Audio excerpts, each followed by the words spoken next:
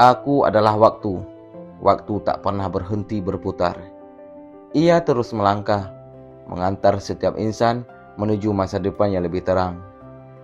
Bersamanya aku belajar bahwa kehidupan hanya akan bermakna apabila diisi dengan ilmu dan pengetahuan. Aku dilahirkan di tanah Rencong, tanah yang subur, tanah yang kaya akan budaya, serta tanah yang menyimpan sejarah besar. Aku bangga menjadi anak Aceh. Bukan semata karena keindahan alamnya yang memukau, pegunungannya yang hijau, lautnya yang membentang luas, dan tempat-tempat wisata yang menenangkan jiwa.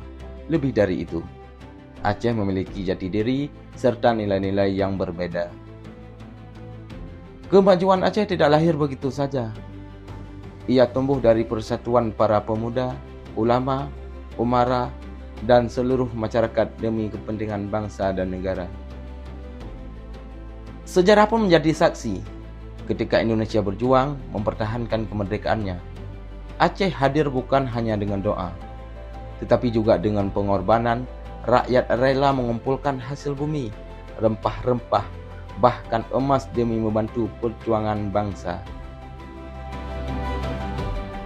Hingga suatu ketika, Presiden Soekarno menginjak kaki di bumi Aceh.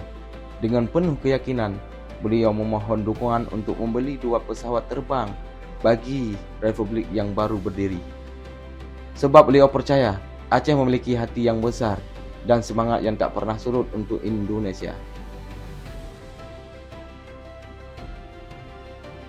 Namun, seiring berjalannya waktu, ada satu hal yang hampir terlupakan, sejarah itu sendiri.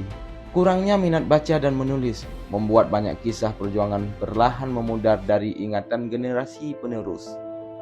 Padahal, pada masa kejayaan Sultan Iskandar Muda, Aceh memiliki kecerdasan strategi dan kekuatan yang disegani dunia. Berbagai peninggalan sejarah, mulai dari senjata hingga perlengkapan perang, masih tersimpan sebagai saksi bisu kebesaran masa lalu. Begitu pula ketika penjajah Belanda mengumumkan bahwa Indonesia telah sepenuhnya mereka kuasai.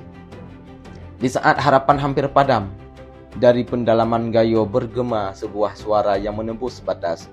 Suara itu berasal dari Radio Rimba Raya. Siarannya menggambarkan kepada dunia bahwa Republik Indonesia masih hidup, masih berjuang, dan belum pernah menyerah. Republik Indonesia masih ada, karena pemimpin Republik masih ada, tentara Republik masih ada, pemerintah Republik masih ada, wilayah Republik masih ada, dan di sini adalah Aceh. Dari Aceh, suara kemerdekaan kembali menggema. Kini aku memahami satu hal. Membaca bukan sekedar mengeja huruf demi huruf. Membaca adalah merawat sejarah. Membaca memahami tujuan, mengenai watak manusia, menimbang setiap langkah, dan mempersiapkan arah masa depan. Suara-suara masyarakat bergemuruh semuanya.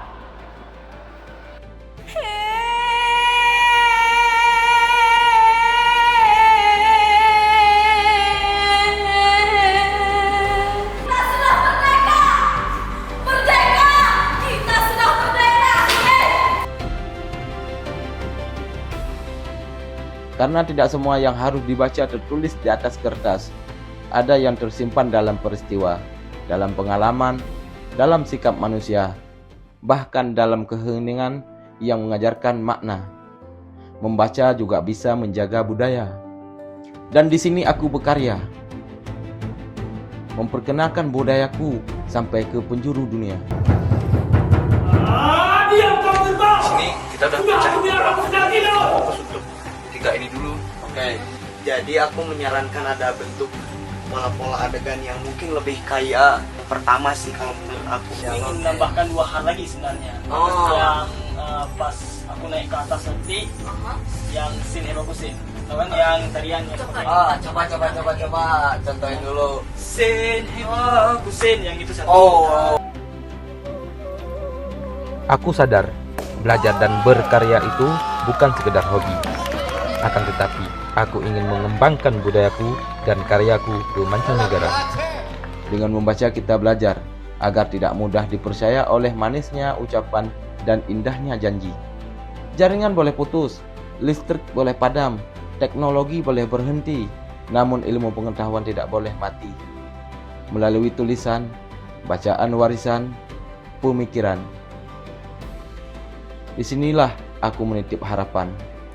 Ketika ragaku telah tiada, semoga anak-anak dan cucuku masih dapat membuka lembaran buku, membaca kisah para pendahulunya, mengenal sejarah bangsa, dan melanjutkan cita-cita yang pernah ada. Karena bangsa yang besar bukan hanya bangsa yang mampu menciptakan sejarah, tetapi bangsa yang mau membaca, menjaga, dan mewariskan sejarah itu kepada generasi yang akan datang.